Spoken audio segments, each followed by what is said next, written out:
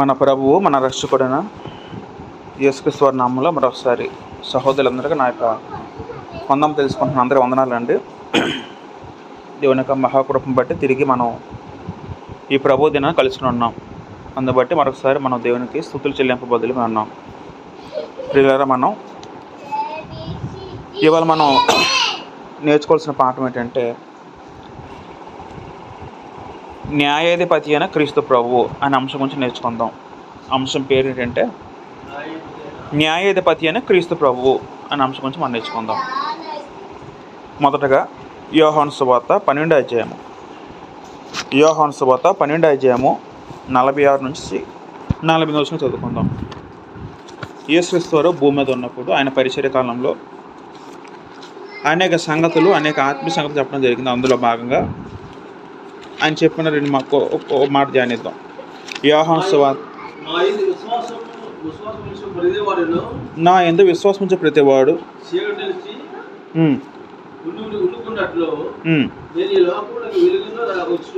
ఈ లోకమునకు వెలుగుగా వచ్చి ఉన్నాను.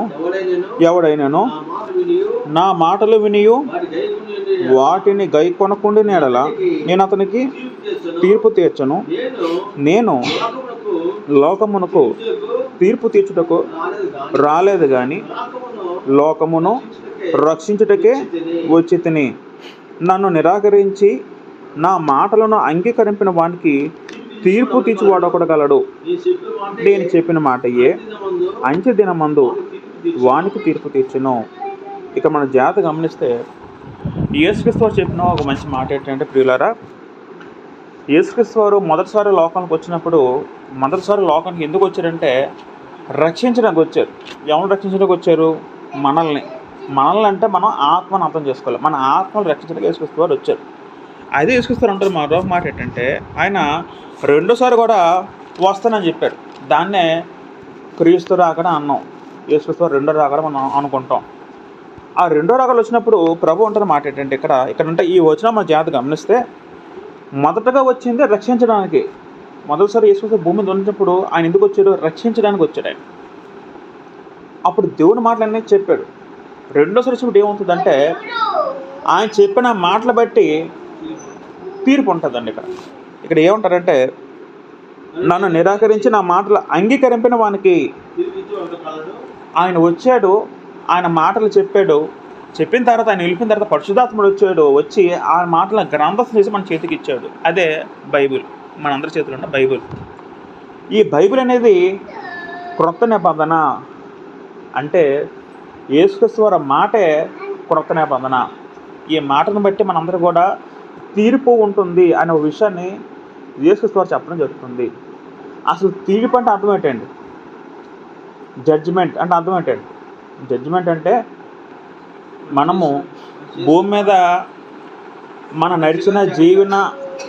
భూమి మీద నడిచిన జీవన విధానం బట్టి మనం చనిపోయిన తర్వాత మన ఆత్మకి మన చేసిన క్రియలకు, అది మనం చేసిన క్రియలు బట్టి మంచిదా చెడ్డదా అని నిర్ణయించి దాని ప్రకారము ప్రతిఫలం ఇవ్వడమే తీర్పు అని అంటారు. తీర్పు ఇవ్వడం అనేది అది. మరొక మాట చదువుకుందాం. అదే యోహాను సువార్త 5వ అధ్యాయము 22-23 చదువుకుందాం. తండ్రి ఎవనికినే తీర్పు తీర్చడు కానీ తండ్రిని గణపరచునట్లుగా అందరూ కుమారుణ్ణి గణపరచవలనని తీర్పు తీర్చుటకు సర్వాధికారము కుమారునికి అప్పగించి ఉన్నాడు. తండ్రి అనే దేవుడు మరొక మాట చెప్తున్నారంటే, కుమారుడు అంటే ఎవరు? యేసుక్రీస్తు వారు. యేసుక్రీస్తు వారికి తీర్పు తీర్చమని, అంటే చనిపోయిన తర్వాత మనందరూ మృదులుగా ఉన్నప్పుడు, మనందరూ కూడా ఆత్మలుగా ఉన్నప్పుడు మనందరికీ కూడా తీర్పు దినం ఉంటుంది. మనందరూ కూడా తీర్పు విధిస్తారని ఆ అధికారం ఎవరికి అప్పగించారు? తండ్రి అనే దేవుడు, యెహోవా దేవుడు యేసుక్రీస్తు వారికి అప్పగించాడు. దేనికి? తీర్పు తీర్చడానికి. తీర్పు తీర్చడం. అసలు తీర్పు ఎందుకు తీర్చాలి? అసలు తీర్పులు అంటే ఏముంటుంది అని మనం ఆలోచించగలిగితే హెబ్రీ పత్రిక 9వ అధ్యాయం 27 చదువుకుందాం. హెబ్రీ పత్రిక 9:27 చదువుకుంటే, హెబ్రీ పత్రిక 9:20 చదువుకుంటే అక్కడ మనుషులు ఒక్కసారే మృతి పొందవలెనని నియమించబడినో ఆ తరువాత తీర్పు జరుగును. మనుషులు ఒక్కసారే మృతి పొందవలని నియమించబడినో. ఎవరితో నియమించబడింది? దేవుడి నుంచే నియమించబడింది. ఏంట నియామకం అంటే మనుషులు భూమి మీద పుట్టాలి, భూమి మీద చనిపోవాలి. ఒక్కసారే చనిపోవాలట, ఒకసారి చనిపోవాలి. ఒక మనిషి ఒకసారి చనిపోతాడు. ఒకసారి చనిపోతే 10 సార్లు చనిపోతాడు భూమి మీద. ఒకసారి చనిపోతాడు, అవునా కాదా? ఒకసారి చనిపోతే మనం చచ్చిపోయి అంటాం, మరి ఇంకా ఆ వ్యక్తి రాడనేస్తాం. ఆ వ్యక్తి తిరిగి రాని లోకంకి వెళ్ళిపోయి అంటాం, అవునా కాదా? అంటే అర్థం ఏంటి? మరి ఇంకో వ్యక్తి తిరిగి రాడు. ఒకసారి చనిపోయిన దేవుడు నియమించాడు. తర్వాత ఏమవుతుందట? ఆ తర్వాత తీర్పు జరుగును. మనిషి భూమి పుట్టిన ప్రతి మనిషి కూడా చనిపోయిన తర్వాత వెంటనే ఏముంటుందండి? తీర్పులోకి వెళ్ళిపోతాడు. అంటే మన అందరం కూడా దేవుని ఎదుట, క్రీస్తు ఎదుట మనందరం కూడా నించోవాలండి. మనందరూ కూడా జడ్జిమెంట్, మనం తీర్పు ఉంటుంది. భూమి మీద ఉన్నప్పుడు మనం ఎప్పుడు కూడా కోటి మెట్లు ఎక్కకపోవచ్చేమో, స్టేషన్కి ఎక్కకపోవచ్చేమో, కానీ చనిపోయినంత ప్రతి ఒక్కరు కూడా ఎక్కడి దగ్గరికి వెళ్ళాలి? దేవుని ఎదుట నించోవాలి. ఎందుకు? తీర్పు ఉంటుంది అక్కడ. మనం చేసిన ప్రతి దానికి కూడా అక్కడ దేవుడు ఖచ్చితంగా మనకి తీర్పు విధిస్తాడని గ్రంథం స్పష్టంగా చెప్తున్నాను. అంటే మనందరూ ఏం విశ్వసించాలండి? మనకి తీర్పు ఉంటుంది అనే మాట మనం విశ్వసించాలి. మనుషులందరూ కూడా ఏముంటుంది? తీర్పు ఉంటుంది. ఆ తీర్పు బట్టే మనకి ప్రతిఫలం ఉంటుంది. ప్రతిఫలం అంటే అర్థం ఏంటంటే ఆ తీర్పుని బట్టే మనకి డిసైడ్ చేయబడుతుంది. ఏంటి డిసైడ్మెంటు? మంచి క్రియలైతే పరలోకానికి, చెడ్డ క్రియలైతే నరకానికి కనుక డిసైడ్ చేయబడుతుంది. అలా డిసైడ్ చేసేదే తీర్పు అనే విషయం మనకు అర్థం అవ్వాలి. రోమీయులకు రాసిన పత్రిక 2వ అధ్యాయము 6వ వచనం చదువుకుంటే, రోమీయులకు రాసిన పత్రిక 2వ అధ్యాయం 6వ వచనం చదువుకుందాం.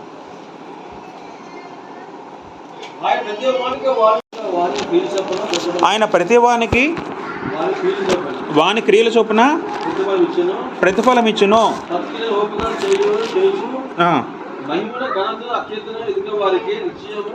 చాలు. ఇక్కడ మరొకసారి దేవుడు గ్రంథం మనకి ఏం సెలవుస్తుందంటే, ఆయన అంటే ఎవరంటే దేవుడు. ఆయన ప్రతి వానికి వాని క్రియల చొప్పున ప్రతిఫలం ఇచ్చును. ఎప్పుడైతే మనిషి భూమి మీద పుడతాడో, మనిషి పుట్టిన తర్వాత చనిపోయే లోపు వాళ్ళు చేసిన ప్రతి క్రియ కూడా లెక్కించబడుతుంది. మనిషి చేసిన ప్రతి క్రియ, ప్రతి పని కూడా దేవుని దగ్గరికి నమోదు చేయబడుతుంది. ఏ విధంగా అంటే ప్రపంచం మొత్తం కూడా దేవుడి పనులు ఉన్నాయి. దేవుడి పనులు అంటే ఒక షాప్కి వెళ్ళినప్పుడు కొంతమంది సీసీ కెమెరాలు పెడతారు. ఎందుకు పెడతారు? మన ఒక చర్యలు గమనించడానికి. అదేవిధంగా లోకమంతా కూడా ఏముందంటే సీసీ కెమెరా ఉందండి. సీసీ కెమెరా అంటే దేవుని యొక్క పనులు ఉన్నాయి. దేవుడు ప్రతిదీ నమోదు చేస్తాడు, రికార్డ్ చేస్తున్నాడు. అక్కడ ఎందుకు రికార్డ్ చేస్తున్నాడు? అవన్నీ కూడా మనం చనిపోయిన తర్వాత మన తీర్పులో తేడానికి మన క్రియలన్నింటిని కూడా దేవుడు నమోదు చేస్తున్నాడు. ఆ క్రియలు బట్టి మనకందరూ కూడా తీర్పు ఉంటుంది. కాబట్టి దేవుడు ఎందుకు మనం పుట్టించాడంటే మన తప్పులు చేయకుండా మనం తీర్పులోకి రాకుండా ఉండడానికి దేవుడు మనం సృష్టించాడండి. దేవుడు ఏ విధంగా పుట్టించాడో అదే దేవుడు మనకి తీర్పు తీర్చబోతున్నాడు. ఏ విధంగా అంటే తండ్రి అయిన దేవుడు తన కుమారుని ద్వారా తన కుమారునికి సర్వాధికారం ఇచ్చి తీర్పు తీర్చబోతున్నాడు. ఈ విషయం మనకు అర్థం అవ్వాలి. ఈ విధంగా ప్రభువు మనకి న్యాయాధిపతి అంటే అర్థం ఏంటి? న్యాయం తీర్చేవాడు అని అర్థం చేసుకోవాలి. హెబ్రీ పత్రిక 10వ అధ్యాయం 30 చదువుకుందాం ఒకసారి. హెబ్రీ పత్రిక 10వ అధ్యాయం 30-31 చదువుదాం. దేవుని చేతబడుట భయంకరము. అయితే మీరు వెలిగిపడిన మీదట శ్రమతో కూడిన గొప్ప పోరాటం సహించి మరో దినములను జ్ఞాపకం చేసుకున్నది. మళ్ళీ చదువుకుందాం. హెబ్రీ పత్రిక జీవము గల హెబ్రీ పత్రిక 10:30 కదా. హెబ్రీ పత్రిక 10వ అధ్యాయము 30.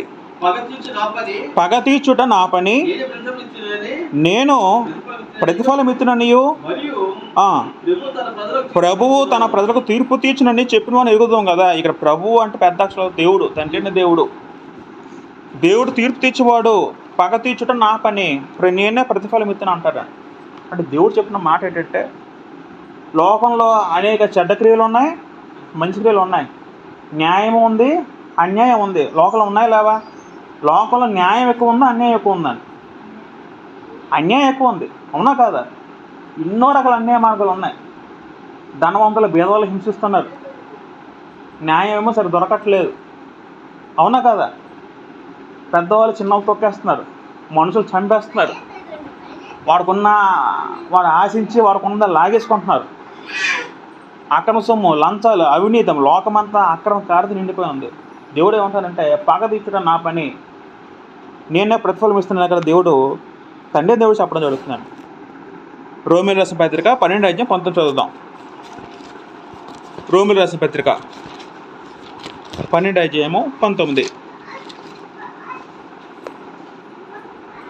ప్రియులారా, మీకు మీరే పగ తీర్చుకొనక దేవుని ఒకరితో చోటు ఇడి, పగ తీర్చుట నా పని, నేనే ప్రతిఫలం ఇస్తున్నాను ప్రభువు చెప్తున్నాడని రాయబడి ఉన్నది. దేవుడు ఏమంటారంటే ప్రియులారా, పగ తీర్చుట నా పని, మీనే ప్రతిఫలం ఇస్తున్న ప్రభు చెప్తున్నాడు. అంటే మీరు ఎవరైనా అన్యాయం జరిగింది అనుకో, మీరు ఏం చేయాలి? మనం ఏం చేయాలండి? క్రైస్తవులు మనకు అన్యాయం జరిగింది, మనం ఏం చేయాలండి? దేవునికి ప్రార్థన చేయాలండి, దేవునితో మన సమస్య చెప్పుకోవాలి, వేడుకోవాలి. అదే మనం చేయవలసింది. మనం తిరిగి పగ తీసుకోకూడదు. ఒకరు కొట్టాడు మనల్ని, మనం ఏం చేయాలి? తిరిగి మనం ఏం చేయాలి? క్రైస్తవులుగా దేవుడు ప్రార్థన చేసి ప్రభువా ఇలా జరిగింది, నువ్వే క్షమించిన ఆయన, నువ్వే చూడని ఆయన ప్రార్థన చేయడం, దేవునికి అప్పచెప్పాలి. సమస్తం కూడా మనం ఎప్పుడైనా సరే మనం బాధలు పడినప్పుడు, మనకు ఎవరైనా కీడు చేసినప్పుడు, మనకు ఎవరైనా ప్రాణాపాయ అంత పరిస్థితులు తెచ్చినప్పుడు మనం ఏం చేయాలంటే మనం పగ తీర్చుకోకుండా, అందుకే దేవుడు ఏమన్నారంటే నువ్వు పగ తీర్చుకోకు, నేను చేస్తాను, నేనున్నానంటాడు దేవుడు. నువ్వు లేవనుకున్నావేమో, దేవుడు ఏమంటాడు పైనుంచి, నువ్వు పగ తీర్చుకోకు, నువ్వు వాళ్ళ జోలికి వెళ్ళకు, ప్రతిదీ కూడా నేను చూస్తున్నాను, నేను వాడికి ప్రతిఫలం ఇస్తానని దేవుడు హెచ్చరిస్తున్నాడు. లోకంలో ప్రతి ఒక్కరు కూడా, ఎవరైనా సరే అందరూ కూడా దేవుని దగ్గర నిలబడే రోజు ఒకటి వస్తుంది. ఆ రోజు తీర్పు జరుగుతుంది.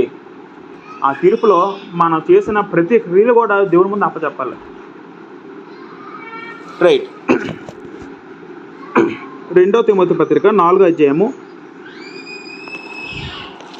మొదటి వచ్చిన 2 చదువుకుందాం. 2 తిమోతి పత్రిక 4 మొదటి 2 వచనాలు. దేవుని ఎదుటను సజీవులకును మృతులకును తీర్పు తీర్చు క్రీస్తు యేసు ఎదుటను ఆయన ప్రత్యక్షతతోడు ఆయన రాజ్యముతో నేను ఆనబెట్టి చెప్పున్నది ఏమనగా, పౌలు గారు ఏమంటారంటే తిమోతితోని, దేవుని ఎదుట సజీవులకును మృతులకును తీర్పు తీర్చు క్రీస్తు యేసు ఎదుటను. ఇక్కడ పర్టికులర్గా యేసుక్రీస్తుని ఉద్దేశిస్తూ మాట్లాడుతూ ఏమంటానంటే, యేసుక్రీస్తుని సజీవులకు మృతులకు తీర్పు తీర్చు యేసుక్రీస్తు అంటారండి. తీర్పు తీర్చేవారు ఎవరు? యేసుక్రీస్తు వారు. ఎవరెవరికి తీర్పు తీరుస్తారు? అందరికీ, బ్రతికిన వారు చనిపోయిన ప్రతి ఒక్కరికి కూడా దేవుడు తీర్పు తీరుస్తాడు. ఆ తీర్పు దేని బట్టి ఉంటుంది? మన క్రియలు బట్టే ఉంటుంది. 2 కొరింథీ రాసిన పత్రిక 5:10 చదువుకుంటే, 2 కొరింథీ పత్రిక 5:10 చదువుకుందాం. ఎందుకనగా తాను జరిగించిన క్రియల చొప్పున అవి మంచివైనను సరే చెడ్డవైనను సరే దేహముతో జరిగించిన వాటి ఫలమును ప్రతి వాడును పొందినట్లు మనం అందరము క్రీస్తు న్యాయ పీఠం ఎదుట ప్రత్యక్షము కావలేను. చనిపోయిన తర్వాత మనమందరం సరే, మనందరం అండి, లోకంలో ప్రతి ఒక్క మానవుడు ఏ ఒక్కరు తప్పించుకోవడానికి వీల్లేదండి. ఇప్పుడు ఈ కాలంలో మనకి చట్టాలు ఉన్నాయి, కోర్టులు ఉన్నాయి. కాకపోతే ఒక దుర్మార్గుడు తప్పించుకోవచ్చు. ఒక దుర్మార్గుడు వారికి శిక్ష పడకుండా న్యాయాన్ని తప్పించుకోవచ్చు. కానీ ఏ వ్యక్తి కూడా దేవుడి దగ్గర నుంచి తప్పించుకోలేడు. ఎందుకంటే దేవుని దగ్గర ప్రతి ఒక్కరు కూడా హాజరవ్వాలి. దేవుడు అక్కడ అంటే ఎవరిని వదిలే ప్రసక్తి లేదండి. దేవుడు మనకి ఏం అర్థమవుతుందంటే ప్రతి ఒక్కరు కూడా ఇక్కడ ఏమంటున్నారు, ఇక్కడ ఎందుకనగా తాను జరిగించిన క్రియలు చొప్పున అవి మంచివైనా సరే చెడ్డవైనా సరే, మంచివైనా చెడ్డవైనా దేహముతో జరిగించిన వాటి ఫలము పొందవట్లు. మన దేహం అంటే అది మన శరీరం చేసిన ప్రతి క్రియ కూడా దానికి ఫలం ఉంటుంది, దానికి రిజల్ట్ ఉంటుంది. ఆ రిజల్ట్ మనం అనుభవించాలి. అప్పుడు అందరూ ఏం చేయాలంటే ప్రతి వాడు ఫలం పొందినట్లు మనం అందరం కూడా క్రీస్తు న్యాయపీఠం ఎదుట ప్రత్యక్షము కావాలను. మనందరం కూడా చనిపోయిన తర్వాత క్రీస్తు న్యాయపీఠం ఎదుట ఆయన కూర్చుంటాడు సింహాసనం మీద. ఆయన ఎదురుగా మనం నించొని ఆయన మన సమాధానం చెప్పే స్థితి అందరికీ ఉంది. ఆ రోజు అందరికీ వస్తుంది తీర్పులోకి. అప్పుడు మనం చేసిన ప్రతి పని కూడా మనకి అక్కడ లెక్క చూపిస్తాయి. దేవుడు అడుగుతాడు, ఎందుకు ఈ పని చేస్తావు, ఎందుకు ఇలాగన్నావు, ఎందుకు ఇలాగన్నావు, ప్రతిదీ లెక్క చూపిస్తారు. మనం చేసిన క్రియలు బట్టి మన అందరికీ ఏముంటుంది, తీర్పు ఉంటుంది. విషయం మనకు అర్థం అవుతుంది. అపోస్తలుల కార్యములు 17:30 చదువుకుందాం. అపోస్తలుల కార్యములు 17:30 చదువుకుంటే, ఆ అజ్ఞాన కాలములను దేవుడు చూసి చూడనట్టుగా ఉండున, ఇప్పుడైతే అంతటా అందరూ మార్పు పొందవలెనని మనుషులకు ఆజ్ఞాపించున్నాడు. ఎందుకనగా తాను నియమించిన మనుషుని చేత నీతిని అనుసరించి భూలోకమునకు తీర్పు తెచ్చిపోయే ఒక దినము నిర్ణయించి ఉన్నాడు. మృతుల నుండి ఆయన లేపినందున దీన్ని నమ్ముటకు అందరికీ ఆయన ఆదరణ కలిగిస్తున్నాడు. 30 వచనంలో ఆ అజ్ఞాన కాలము అన్న అజ్ఞాన కాలం అర్థం ఏంటంటే, యేసుక్రీస్తు వారు ముందు కాలం, యేసుక్రీస్తు వారు ముందు కాలాలు ఏమున్నాయి, పితరుల కాలం ఉంది, మోసే కాలం ఉంది. దాన్ని అజ్ఞాన కాలం దేవుడు పెట్టాడు. ఆ అజ్ఞాన కాలంలో దేవుడు చూచి చూడనట్టుగా ఉండెను. ఇప్పుడేంటే అర్థం, ఇప్పుడు క్రీస్తు వచ్చిన తర్వాత క్రీస్తు యుగల మటుకు దేవుడు ఆజ్ఞ ఏంటంటే అందరూ మారు మనసు పొందాలి. లోకంలో ప్రతి ఒక్కరు కూడా మారు మనసు పొందాలి, వాళ్ళ హృదయం మార్చుకోవాలి, మారు మనసు ఖచ్చితంగా పొందాలి. పొందిన తర్వాత పొందాలని దేవుడు మనుషులకు ఆజ్ఞాపించున్నాడు అని చెప్తూ ఏమంటే, ఎందుకు ఆజ్ఞాపించున్నాడు అంటే, మారు మనసు పొందకపోతే నీకు తీర్పు ఉంటుంది విషయం అక్కడ దేవుడు స్పష్టం చేస్తున్నాడు. ఎందుకంటే 31లో, ఎందుకనగా తాను నియమించిన మనుషుని చేత, ఎవర మనుషులు, యేసుక్రీస్తు వారు, యేసుక్రీస్తు వారిని అంటే తండ్రి అయిన దేవుడు యేసుక్రీస్తు వారిని నియమించాడు. ఎందుకంటే తీర్పు తీర్చడానికి. ఎందుకనగా తాను నియమించిన మనుషుని చేత నీతిని అనుసరించి భూలోకమునకు తీర్పు తీర్చబోయేది. నీతిని అనుసరించి అంటే అర్థం ఏంటంటే బిడ్డారా, ప్రభువు మనందరూ కూడా తీర్పు తీరుస్తాడు మన క్రియలు బట్టి. ఆ తీర్పు విధానం కూడా ఎలా ఉంటుందంటే చాలా నీతిగా ఉంటుందని, ఎగ్జాక్ట్గా తీర్పు ఉంటుందని. దానిలో పక్షపాతం ఉండదు, దాంట్లో నావాడు నీవాడు అనే భేదం ఉండదు, లేదా నా భక్తుడు అనే భేదం దేవుడికి ఉండదని. తప్పు చేస్తే తప్పు ప్రతిఫలం, మంచి చేస్తే మంచి ప్రతిఫలం. నీతిని అనుసరించి భూలోకమునకు తీర్పు తీర్చబోయే ఒక దినమును నిర్ణయించున్నాడని ఇక్కడ చెప్పడం జరుగుతుంది. చూసారా, అంటే మనకి ఎంతవరకు మనకి ఏం అర్థమవుతుందంటే, మన మనుషులందరూ కూడా భూమి మీద పుట్టే ప్రతి ఒక్కరు కూడా చనిపోయిన తర్వాత వాడి ఆత్మకి తీర్పు ఉంటుంది విషయం మనకు అర్థం అవ్వాలి. మనందరం కూడా మన ఆత్మలు చనిపోయిన తర్వాత క్రీస్తు న్యాయపీఠం ఎదుట అంటే ఆయన సింహాసనం ఎదుట మనందరం కూడా నించోవాలి. నించోల తర్వాత అప్పుడు ఏముంటుందంటే తీర్పు ఉంటుంది. మనందరం అటెండ్ అవ్వాలి, మనందరం కూర్చోవాలి, మనందరం నించోవాలి ఆయన ముందు. అప్పుడు ఆయన మన చెట్ట అంతా తీస్తాడు, మన చేసిన మా క్రియలు మొత్తాన్ని కూడా అక్కడ లెక్కలోకి వస్తాయి. అప్పుడు దాన్ని బట్టి తీర్పు అనేది ఉంటుంది. ఇక్కడ ఈ తీర్పులో నీతిగా ఉంటుంది, దీంట్లో పక్షపాతం ఉండదు. ఎందుకంటే దేవుడు పక్షపాతం కాదు. అపోస్తలుల కార్యములు 10:34 చదువుకుందాం. అపోస్తలుల కార్యములు 10:34 చదువుకుంటే అక్కడ దేవుడు పక్షపాతి కాడని నిజంగా గ్రహించున్నాను అంటాడండి. పక్షపాతం అనేది మనుషులకు ఉంటుంది తప్ప పక్షపాతం అనేది దేవుడికి ఉండదు. ఇప్పుడు ఈ కాలంలో అన్యాయాన్ని న్యాయంగా మార్చవచ్చా లేదా? మార్చవచ్చు. ఎందుకు? లంచం ఇస్తే పోలీసులకి మార్చేస్తారండి. ఎన్నో కోకుల కేసులు ఉన్నాయి లోపల, అవునా కాదా? లంచాలు ఇచ్చి లేకపోతే ఏదో రాజకీయ పలుకుబడితో చాలా సందర్భాల్లో న్యాయాన్ని మార్చవచ్చు పూర్తిగా. ఆ న్యాయం మార్చడం అనేది ఈ లోకంలో జరుగుతుందేమో తప్ప పరలోకంలో దేవుని ఎదురు మట్టుకు అటువంటిదే ఉండదు. యేసుక్రీస్తు వారు కరెక్ట్గా జడ్జిమెంట్ ఇస్తారండి. ఆయనకి జడ్జిమెంట్ మరి ఇస్తే మనకి తిరుగు ఉంటుందండి. నీతిగా న్యాయంగా జడ్జిమెంట్ ఇస్తారండి. ఇంకా ఆయన జడ్జిమెంట్ ఇచ్చిన తర్వాత దాంట్లో మనం ఇంక ఎంతడం లేదు. మనుషులు ఇచ్చిన జడ్జిమెంట్లో తప్పులు ఉండొచ్చేమో కానీ దేవుడు ఇచ్చిన జడ్జిమెంట్లో మట్టుకు ఎప్పుడు కూడా తప్పు ఉండదు. అది 100% యథార్థవంతమైన జడ్జిమెంట్. రైట్. అయితే ఒకసారి మనము ప్రకటన గ్రంథము 20:12 చదువుకుందాం. మరి యేసుక్రీస్తు వారు మనకి తీర్పు తీర్చే విషయం మనకు అర్థమైంది. మరి దేని బట్టి తీర్పు తీరుస్తాడు, ఏ విధంగా అని మనం ఆలోచించగలిగితే ఒక మాటని ప్రకటన గ్రంథము 20:12 వచనం. 20:12 మరియు గొప్పవారేమి, క్రొద్దివారేమి, మృతులైన వారందరూ ఆ సింహాసనం ఎదుట నిలుబడినట్టు చూచెతిని. అప్పుడు గ్రంథములు విప్పబడెను, మరి జీవగ్రంథమునకు వేరొక గ్రంథం విప్పబడెను. ఆ గ్రంథములు ఏందో రాయబడి ఉన్న వాటిని బట్టి తన క్రియలు చొప్పున మృతులు తీర్పు పొందిరి. ఇవన్నీ కూడా త్వరలో జరుగుతాయండి. ఇవన్నీ ఇవేదో కథలు కాదు చెప్తున్నాను, అన్నీ కూడా అంటే చెప్తున్న మాట దేవుని మాట. మనకి ఉదాహరణకి మన హిందూ ఆశలు కూడా యముడు అని, అక్కడ చిత్రగుప్తుడని, ఆ చిట్టబద్దలు రాయడం, ఇవన్నీ కాపీ అనండి. ఇవన్నీ దీంట్లో కాపీ చేసి రాస్తుంది తప్ప. అవి చదువుకున్నారు, మన సినిమాలు చూసుకుంటారు చిన్నప్పుడు. యముడేమో ఇటు చెట్ట తెయ్యి అంటే అక్కడ వచ్చినోడిది ఆ చిత్రగుప్తు పక్కన పెద్ద పుస్తకం తీసి ఆ చెట్టు అని చదివేస్తాడు. దాన్ని బట్టి వాళ్ళు పాపం శిక్ష విధిస్తారు. అంటే ఇవన్నీ దీని నుంచి కాపీ చేసి వాళ్ళు రాసుకున్న గ్రంథం. అది వేరే సంగతి ఏమో కానీ ఇవన్నీ జరగబోయే భవిష్యత్తులో ఇవి ఖచ్చితంగా జరుగుతాయండి.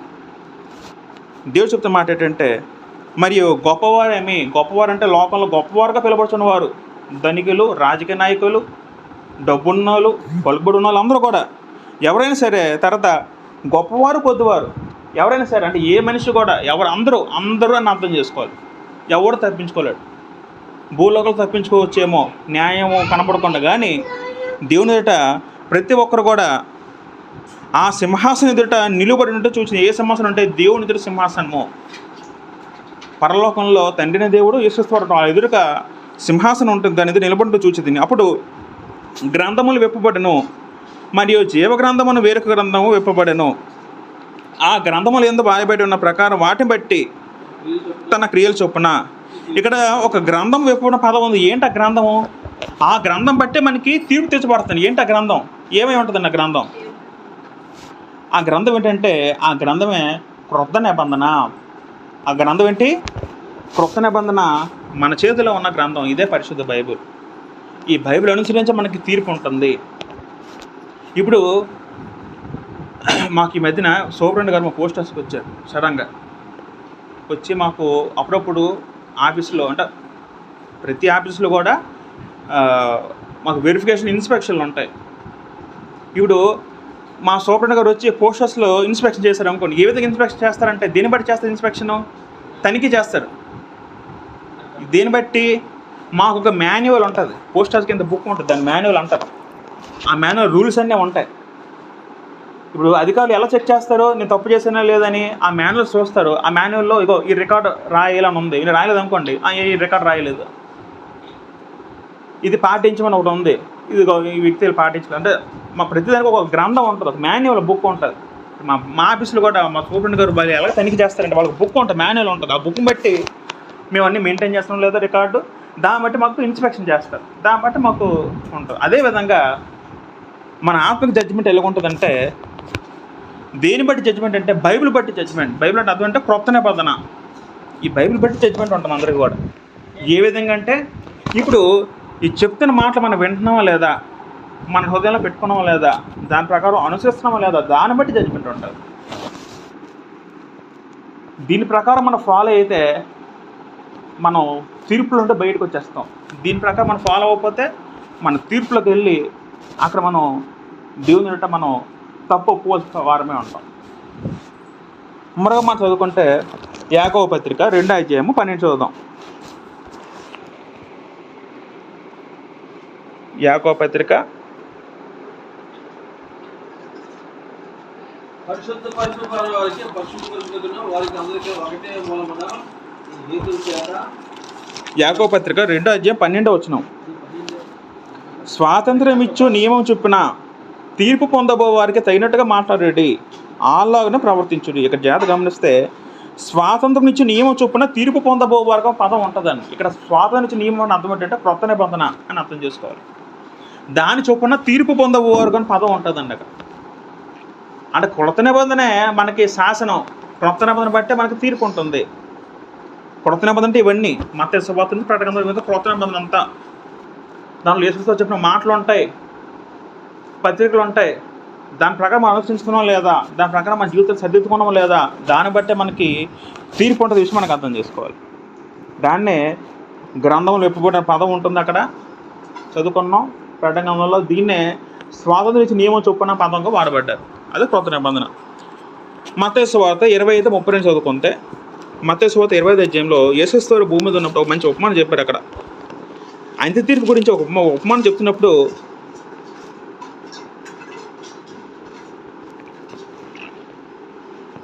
ఒకసారి అక్కడ రెండు మాటలు అక్కడ మనం కొన్ని మాటలు ఆలోచిస్తున్నట్లయితే మత్తయి సువార్త 25:32లో, అప్పుడు సమస్త జనములు అందరిట పోగు చేయబడుదురు, గొల్లవాడ మేకలను గొర్రెలు వేరుపరిచినట్లు ఆయన వాడిని వేరుపరిచి.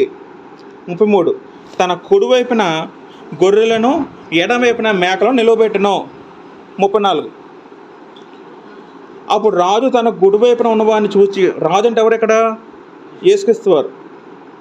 అంటే అప్పుడు రాజుగా ఉన్నారు. ఇక మన జాగ్రత్త గమనిస్తే ఆ అధ్యాయంలో 31 వచనంలో మనిషి కుమారుడు అన్నారు, 34 వచనంలో రాజు అని చెప్పారు. రాజు, మనిషి కుమారుడు, యేసు మొత్తం అంతా ఒకటేనండి ఇక్కడ.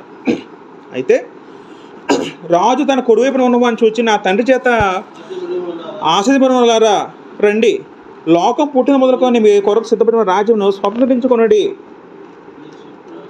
తర్వాత ఇంకా 41 చదువుకుంటే, అప్పుడు ఆయన ఎడవైపు ఉన్నవాడిని చూచి, శపించబడిన వాళ్ళారా నన్ను విడిచి అపవాదికిని వాని దూతలుగాను సిద్ధపరచబడిన నిత్యాగ్నులకు పోవుడు అంటారండి. యేసుక్రీస్తు వారు భవిష్యత్తులో ఏం జరుగుతుందంటే తీర్పు విధిస్తాడు. విధించిన తర్వాత కుడివైపున కొంతమంది ఉంచుతారండి, ఎడవైపున కొంతమంది ఉంచుతారండి. ఈ కుడివైపు ఎవరైతే ఉంచుతారో వాళ్ళందరూ కూడా నీతిమంతులు, వాళ్ళందరూ కూడా విశ్వాసం కలిగిన భక్తులు, వాళ్ళకి పరలోకం అనుగ్రహిస్తాడు.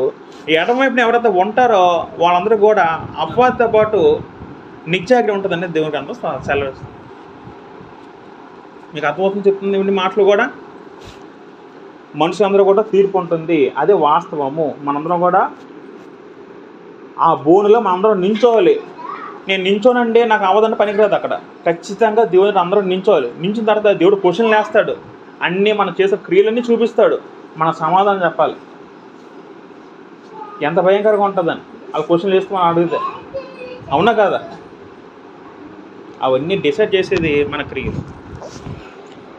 తర్వాత మన క్రియలు బట్టి మనకి ఏముంటుందంటే ఫలితం ఏముంటుందంటే, కుడివైపున ఉంచిన వాళ్ళందరూ కూడా పరలోక స్వతంత్రించుకుంటారు, ఎడవైపున ఉన్న అందరూ కూడా నరకానికి వెళ్ళిపోతారు. ఈ రెండు కూడా నిత్యమైనవి, ఎల్లప్పుడూ ఉండేవి. అంటే మన భూమి జీవించే ఒక 60-70 కాలం అనేది మనల్ని ఎన్నో లక్షల సంవత్సరాలు పాటు నరకానికైనా పరలోకం తీసుకెళ్ళే అంత పని చేయగలవు మన భూమి జీవితం అనేది. కాబట్టి మన జీవితాన్ని చాలా జాగ్రత్తగా గడపాలి భూమి మీద. మన దేవుని తీర్పులో రాకుండా మనం జాగ్రత్త పడాలి. ఆ తీర్పు దేని బట్టి ఉంటుందంటే క్రొత్త నిబంధన బట్టి మన తీర్పు ఉంటుంది. కాబట్టి మనం యేసుక్రీస్తు వారి మాటను ఎల్లప్పుడూ పాటించే విధంగా, గైకొనే విధంగా మనం ఉండాలి. ఇప్పుడు మనం కొన్ని మాటలు ఆలోచన ముగించేద్దాం. ఏంటంటే క్రీస్తులోకి మనం రాకుండా ఉండాలి అంటే, తీర్పులోకి మనం రాకుండా మనం జాగ్రత్త పడాలి అంటే, మన ఆత్మ ఎలా సిద్ధం చేసుకోవాలంటే కొన్ని మాటలు ఎక్కడ చెప్పడం జరిగింది. మనం చదివి మనం ముగించేద్దాం. మొదటగా 1 కొరింథీ పత్రిక 2 అధ్యాయము 14-15 చదువుదాం. 1 కొరింథీ పత్రిక 2 అధ్యాయము 14-15 చదువుకుంటే, ప్రకృతి సంబంధమైన మనుషుడు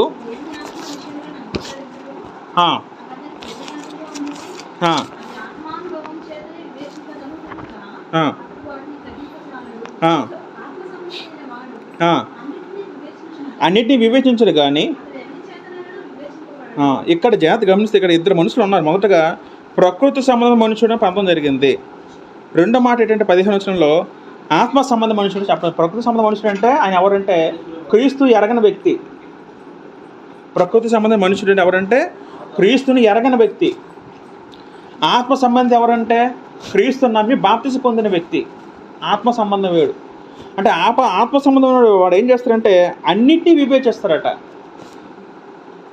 దేవుడు మనందరికీ హృదయం ఇచ్చాడు, మనసు ఇచ్చాడు, మనస్సాక్షి ఇచ్చాడు. క్రీస్తు పెట్టి ఎలా ఆలోచిస్తారంటే అంటే ఆ వ్యక్తి ఏ పని చేసినా ఆలోచన చేస్తాడు. తను ఆడిన మాట కానీ, తను చేసిన పని కానీ ఇది దేవునికి ఇష్టంగా ఉందా లేదా అని ఆలోచించి, వివేచన అన్నారు, ఆలోచించి ఆ పని చేస్తాడు. ఎందుకు? ఆ వ్యక్తికి తెలుసు నేను ఏ మాట అంటే తీర్పులోకి వెళ్తాను, దేవునికి విరోధంగా వెళ్తాను అని అలా ఆలోచిస్తాడు. అంటే మనం కూడా ఏ విధంగా ఉండాలంటే క్రైస్తవులైన తర్వాత మనం కూడా ఆలోచించాలి. ఏ విషయమైనా సరే, ఒక మాట ఆడే ముందు, ఒక చూపు చూసే ముందు, ఒక తప్పుడు పని చేసే ముందు మనం అందరూ ఏం చేయాలండి? ఆలోచించాలి. ఆలోచించి ఆ తప్పును చేయకుండా జాగ్రత్త పడాలి. అది మొదటిది. రెండోది ఏంటంటే ఫిలిప్పీ రాసిన పత్రిక 1వ అధ్యాయం 10వ వచనం చదువుకుందాం. ఫిలిప్పీ రాసిన పత్రిక 1వ అధ్యాయం 10వ వచనం చదువుకుంటే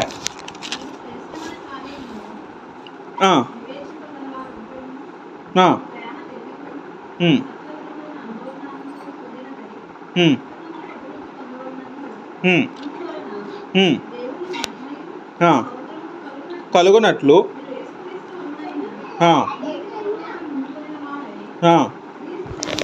క్రీస్తు దినమునకు నిష్కపటులను నిర్దోషులను కావాలని ప్రార్థించున్నాను. ఇక్కడ పౌలు గారు ఏమంటారంటే క్రీస్తు దినం అర్థం ఏంటంటే తీర్పు దినానికి మనం నిష్కపటగా ఉండాలి, నిర్దోషంగా ఉండాలి. మనం ఏం చేయాలంటే అక్కడ నీతి ఫలాలు మన జీవితాల్లో ఉండాలి. నీతి ఫలం అంటే అర్థం ఏంటంటే అదే ఆత్మఫలం, ప్రేమ, దీర్ఘశాంతం, అవన్నీ మనం డెవలప్ చేసుకుని మన గలతీ 5:19-20 ఉంటుంది.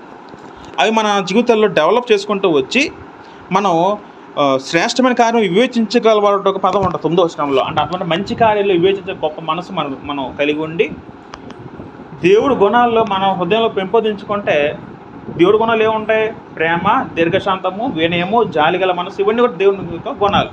అవి మనం అలా డెవలప్ చేసుకుంటూ రావాలి. అలా చేసుకుంటే మనము క్రీస్తు దినం వచ్చేసరికి అందరం కూడా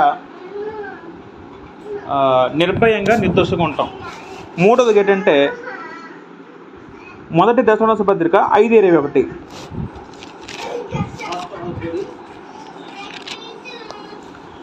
1 దశలోనిక పత్రిక 5:21. సమస్తమును పరీక్షించి మేలైన దానిని చేపట్టుడి. దేవుడు మనకి చెప్పిన మాట ఏంటంటే క్రైస్తవులుగా సమస్తమును పరీక్షించి అంటే అర్థం ఏంటండి? మొత్తం అన్నీ కూడా పరీక్షించాలి. ఏం పరీక్షించాలి? మన చూసేవి కానీ, మనం చేసేవి కానీ, మన క్రియలు అవే. మన క్రియ సమస్తం పరీక్షించమని అది చెప్పు. సమస్తం పరీక్షించడం అంటే ఉదాహరణకి మనం ఏదో వంకలు కొనడానికి వెళ్తాం. వంకలు కొని ఎలా పడితే కొనేస్తాం? మనం పరీక్షిస్తాం లేదా? ఎందుకు దానికి పుచ్చులు ఉంటాయి. మనం వెళ్ళి పుచ్చు వంకలు తెస్తామో పుచ్చు లేని మంచి వంకలు తెస్తాం? ఎలా తెస్తామో పరీక్షించాలి. అదేవిధంగా మన జీవితాల్లో కూడా ఏది మంచిది, ఏది చెడ్డది అని పరీక్షించి అప్పుడు ఇది మంచిది కాదు, ఇది మంచిది అని మనం డిసైడ్ చేసుకునే దాని ప్రకారం మనం వెళ్ళాలి. సమస్తము పరీక్షించి మేలైన దాన్ని చేపట్టడం అంటారు. 4వది ఏంటంటే ఇంతమ్మ చదువుకున్నాం. యాకోబు పత్రిక 5:9 మరొకసారి అయితే చదువుదాం. యాకోబు పత్రిక 5:9.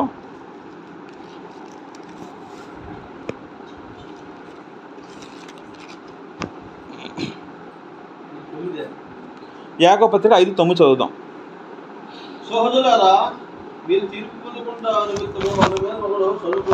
సహోదరులారా, మీరు తీర్పు పొందకుండా నిమిత్తము ఒకరి మీద ఒకడు సనగకొడి. ఇదిగో న్యాయాధిపతి వాకిటి నిలిచి అన్నాడు. సనగకొడి. ఇక్కడ ప్రభు చెప్పిన మరొక మాట ఏంటంటే మీరు తీర్పులో రాకుండా ఉండాలని మనం ఏం చేయాలట? సనుకోకూడదట. ఏం చేయాలి? మనం సనుకోకూడదు. సనుకోవడం అంటే అర్థం ఏంటండి? సనుకోవడం అంటే అర్థం ఏంటి? ఒక ఇద్దరు వ్యక్తులు ఉన్నప్పుడు ఆ ఇద్దరు వ్యక్తులు కూర్చున్నప్పుడు వాళ్ళు మాట్లాడుకుంటున్నప్పుడు వేరే వ్యక్తి గురించి చెడ్డగా మాట్లాడకుండా సనుక్కోవడం అంటే అర్థం ఏంటి? ఇద్దరు వ్యక్తులు ఉన్నప్పుడు, ఇద్దరు వ్యక్తులు కూర్చొని మాట్లాడుకున్నప్పుడు వేరే వ్యక్తి గురించి చెడ్డగా మాట్లాడకుండా సనుక్కోవడం, వేరే వ్యక్తి గురించి వాడిని హాని చేసే విధంగా ఆలోచించడం సనుక్కోవడం, తర్వాత దేవుడి గురించి మా మనసును నిందించుకోవడం సనుక్కోవడం, దేవుడు నాకు ఏమీ చేయలేదు, దేవుడు అనవసరంగా నమ్ముకోవడం, ఇటువంటి ఆలోచనలు. ఆనాడు ఇశ్రాయేలు కూడా దేవుడి మీద సనుక్కున్నారు. దేవుడు మాకు అది ఇవ్వలేదు, దేవుడు మాకు ఇది ఇవ్వలేదు అని సనుక్కున్నారు. అది సనుక్కోవడం. ఇక్కడ యేసుక్రీస్తు ఏమంటారంటే మీరు తీర్పులో రాకుండా మీరు ఒకరి మీద ఒకళ్ళు సనుక్కోకూడదు. ఎవరైతే సనుక్కుంటారో వాళ్ళకి దేవుని ప్రేమ హృదయంలో ఉండదు. సనుక్కోకూడదు. తర్వాత ఆఖరి మాట యాకోబు పత్రిక 3:1 చదువుదాం. యాకోబు పత్రిక 3 ముగించేద్దాం. మరొక మాట 3:1, నా సహోదరులారా బోధకులేమైనా మనము మరి కఠినమైన తీర్పు పొందుదామని తెలుసుకొని మీలో అనేకులు బోధకులు కాకుండాడి. దేవుడు బోధకులకి చెప్పిన మరొక భయంకరమైన హెచ్చరిక ఏంటంటే, బోధకులు అంటే ఎవరు? బోధించేవారు, వాక్యాన్ని బోధించేవారు అని చెప్తుంది మా గురించే. మాకొక హెచ్చరిక ఏం చేశారంటే, మీకు ఇంకా కఠినమైన తీర్పు ఉంటుంది. ఏ విధంగా? బోధకులైన మనము మరి కఠినమైన తీర్పు పొంది తెలుసుకొని మీరు అనేకలు బోధకులు కాకుండా అంటాడు అక్కడ యాకోబు. ఒక విశ్వాసులకి చెప్పే విశ్వాసులకి మీకు ఇంక తక్కువ తీర్పు ఉండొచ్చేమో, కానీ మాకు వచ్చే తీర్పు ఎలా ఉంటుంది? ఇంకా భయంకరంగా ఉంటుంది, మీకన్నా భయంకరంగా ఉంటుందా? అర్థమవుతుందా? ఇప్పుడు దేవుడు మీ తప్పులు కొంచెం క్షమించచ్చేమో, కానీ మేము చేసిన ప్రతి చిన్న తప్పు కూడా ఇంకా భూతంగా అవుతుంది దేవుడు. మీకు పాస్ మార్క్ ఇచ్చాము, మాకు పాస్ మార్క్ కూడా దేవుడు ఇయ్యడేమో, అంటే మాకు ఇంకా కఠినంగా ఉంటుంది తీర్పు. ఎందుకు కఠినంగా ఉంటుంది? బోధిస్తున్నాం కాబట్టి. అంటే ఇప్పుడు కొన్ని మతశాఖలు చూసుకుంటే ప్రపంచంలో అనేక మతశాఖలు రకరకాలుగా బోధిస్తారు, అబద్ధాలు చెప్తున్నారు. స్వస్థతలని అవన్నీ ఇవన్నీ ప్రజలను మోసగించి నమ్మించి దేవుడిని అబద్ధాలు చెప్తున్నారు. వాళ్ళందరూ తీర్పు ఉంటుందా? ఉంటుంది. ఇప్పుడు ఎంతమంది వాళ్ళ చర్చిలో ఎన్నో వేల లక్షల జనాలు వస్తారు, అబద్ధాలు చెప్పుకుని బ్రతుకుతారు. వాళ్ళందరూ కఠిన తీర్పు ఉంటారు. కొంతమంది మారు మనసు ఉండదు, చెప్పే సేవకులకు మారు మనసు ఉండదు. సేవకుడు మారు మనసు అవుతా వాళ్ళు ఇంకే బోధిస్తారు, వాళ్ళు కూడా దేవుడు కఠిన తీర్పులో రాణిస్తారు. అంటే ఒక మాటలో యాకోబు ఏమంటాడంటే, బోధకులు కావదనేస్తున్నాడు. ఎందుకంటే బోధకుడు అయితే మటుకు చాలా జాగ్రత్తగా ఉండాలి, విశ్వాసాల కన్నా జాగ్రత్త. అంటే ఎస్పెషల్ చెప్పే వాళ్ళకి ఉద్దేశం చెప్పడం మాట. ఓవరాల్గా అయితే మనం ఏం నేర్చుకుంటాం పిల్లరా, మనుషులందరూ కూడా పుట్టుక ఎలాగ ఉంటుందో చావు ఎలాగ ఉంటుంది, చావు తర్వాత మనుషులందరూ కూడా తీర్పు ఉంటుంది. పుట్టుక, చావు, తీర్పు ప్రతి ఒక్క మనిషిలో జరిగిన మాట విషయం మనం అర్థం చేసుకోవాలి. తీర్పు ఎవరు తీరుస్తారంటే యేసుక్రీస్తు వారు తీర్పు తీరుస్తాడు. మనం అనుకోవచ్చు, యేసుక్రీస్తు వారు కృపమేడు కదండి, కన్నమేడు కదండి, మనం చెప్పిన తర్వాత ఎలాగంటే మనకి నరకాన్ని పంపించాలి అనుకోవచ్చు ఏమో, కానీ నిజమే. మొదటిసారి వచ్చినప్పుడు ఆయన అలాగే ఉన్నాడు, కానీ రెండోసారి వచ్చినప్పుడు ఎలా చేస్తారంటే ఆయన మనకి న్యాయాధిపతిగా వ్యవహరిస్తారండి. అక్కడ దేవుడు అన్యాయం చేయట్లేదు, మనం చేసిన తప్పులు బట్టి మన క్రియలు బట్టి దేవుడు మనకి తీర్పు విధిస్తాడు. దేని బట్టి తీర్పు విధిస్తాడంటే, దేవుడు క్రొత్త నిబంధన బట్టి ఈ మాటలన్నీ బట్టి మనం జరిగిస్తున్నాం లేదా దాన్ని బట్టి దేవుడు మనకి తీర్పు విధిస్తాడు. మన తీర్పు రాకుండా మనం ఉండాలి. మనం ఏం చేయాలంటే, మనం ఇప్పటి నుంచి జాగ్రత్త పడి, మన నోటి మాటలు జాగ్రత్త పడి, మన హృదయ ఆలోచనలు జాగ్రత్త పడి, మన జాగ్రత్తకు మలుచుకుంటే, నిష్కపటంగా మన హృదయం ఉంటే, దేవుడి గ్రంథం అనుసరించి మనం ఆజ్ఞలు అనుసరించి మనం నడిస్తే, అప్పుడు ఏమవుద్దంటే అప్పుడు ఖచ్చితంగా మనం తీర్పుకు రాకుండా మనం అందరూ కూడా క్రీస్తుని మెచ్చి, క్రీస్తు ఏ విధంగా కుడివైపు ఉన్న వారికి పరలోకం ఇస్తాడు, ఏ విధంగా వాగ్దానం ఉంటుందో ఆ వాగ్దానం అందరూ కూడా స్వతంత్రించుకున్న వారమే ఉంటాం. అయితే పిల్లరా, ఒక మాట ఏంటంటే, ఎవరైనా మనకి అన్యాయం చేస్తే మనం తిరిగి మన వాళ్ళకి పగ తీసుకోకూడదండి. అన్నీ కూడా దేవుడికి విడిచిపెట్టేయాలండి. ఎందుకంటే దేవుడే ఆ వ్యక్తికి పగ తీసుకుంటాడండి. ఒకసారి మనం 2 తిమోతి పత్రిక 4:14 చదివితే, ఇక్కడ ఒక సందర్భంలో 2 తిమోతి పత్రిక 4:14 ఒకసారి పౌలు గారు ఏమంటారంటే, తిమోతి పత్రిక రాస్తూ, అలెగ్జాంద్రు అనే కంచరబోటు నాకు చాలా కీడు చేశాను, అతని క్రియలు చొప్పున ప్రభు అతనికి ప్రతిఫలం ఇచ్చిన అన్నారండి. ఒకసారి పౌలు గారు పాపం ఆయనకి అలెగ్జాంద్రు అనే వ్యక్తి చాలా కీడు చేశాడట. మరి ఎంత కీడు చేశాడో, బహుశా కొట్టుండొచ్చేమో, రక్తం వచ్చేలా కొట్టుండొచ్చేమో, చాలా గాయం చేసాడేమో, హానిపరిచాడేమో, మరొక రకం ఇబ్బంది పెట్టాడేమో. కానీ ఇక్కడ పౌలు గారు ఏమంటారండి, ఆయన పగ తీర్చుకున్నాడో దేవుడికి అప్పచెప్పాడు. పౌలు గారు ఏమంటారు ఇక్కడ, అతని క్రియలు చొప్పున ప్రభుత్వం ప్రతిఫలం ఇచ్చిన అంటారు. అంటే ఏదైనా సరే మనం ఏం చేయాల్సిన ఏంటంటే, ఎవడ మనకి అన్యాయం చేస్తే మనం చేయవలసింది ఏంటంటే, మన దేవునికి ప్రార్థన చేయడమే, దేవుడికి మొరపెట్టుకోవడమే. మనం తిరిగి పగ తీసుకోకూడదని. పగ తీర్చుకుంటే దేవుడి పని, అది మన చేతులు తీసుకోకూడదు. మనం తిరిగి వాళ్ళు చేసే పని మనం చేసాం అనుకోండి, ఇక వాళ్ళకి మనకి తేడా ఉండదు. దేవునికి అంత స్పష్టంగా ఏం సెలవు వేస్తుందంటే, ఎవరైనా మనకి హాని చేస్తే తిరిగి మనం వాళ్ళ కోసం ప్రార్థన చేయాలట. అదే మీ శత్రువుని ప్రేమించిన అన్న తీసుకొస్తారు. మనకి హాని చేస్తే తిరిగి మనం ప్రేమించాలి. మనకి ఇబ్బంది పడితే మనం తిరిగి మనం వాళ్ళ కోసం ప్రార్థన చేయాలి. అంతే తప్ప వాళ్ళకి కీడు చేసిన తిరిగి మనం వాళ్ళకి కీడు చేసాం అనుకోండి, మన దేవునికి తప్పే అవకాశాలు ఉంటాయి. కాబట్టి ఆ పగ తెచ్చుకున్న పని దేవునికి అప్పగించేద్దాం. అది దేవుడు చూసుకుంటాడు. దేవుడు ఖచ్చితంగా ఆ వ్యక్తికి ప్రతిఫలం ఇస్తాడు. ఈ విధంగా మన జీవితాలు గడిపితే మన జీవితాలు చాలా ఆనందంగా ఉంటాయి. చనిపోయిన తర్వాత మన ఆత్మలను కూడా దేవుని దగ్గరలో మనం ఉండి నిత్యము ఆ పరలోకంలో ఉండే ఆనందం మనం అందరూ కూడా అనుభవించని వాక్యం ద్వారా మనం హెచ్చరించబడుతున్నాం. దేవుడి మాటలను దీవించి ఆశీర్వదించును గాక. ఆమేన్. అందరికీ వందనాలు.